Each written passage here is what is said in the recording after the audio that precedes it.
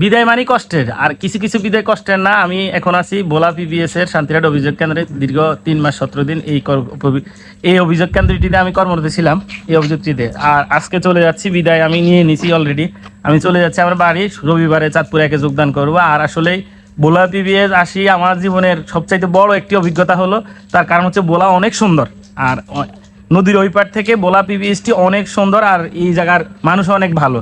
শুধু একটি সমস্যা, তাদের যাতায়াতের ব্যবস্থার সমস্যা। এখানে যদি দূর দূরান্ত থেকে কেউ আসে, বিশেষ করে ঝালকাঠি, বরিশাল, ওনারা পার্শ্ববর্তী জেলা, এখানে আসি ওনারা নিরিবিলি থাকতে পারে। কিন্তু আমরা যারা দূর থেকে আসি, এই পিবিএস আমাদের জন্য না। তার কারণ হচ্ছে আমরা বাড়ি যেতে একদিন সময় লেগে যায়।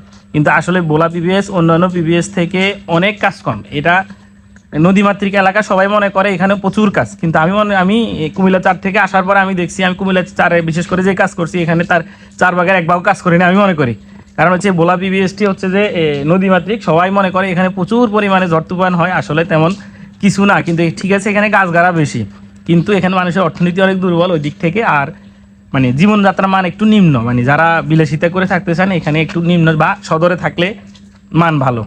তো যাই হোক, চলে যাচ্ছি, ভালো লাগতেছে যাওয়ার, আবার খারাপও লাগতেছে। এই জায়গা আমার খুবই ভালো লেগে গেছে, বিশেষ করে এই জায়গার মানুষগুলা, এই যে দেখতে পাচ্ছেন আমার প্রেমে আছে, আর এই জায়গার সুন্দর দৃশ্যগুলা।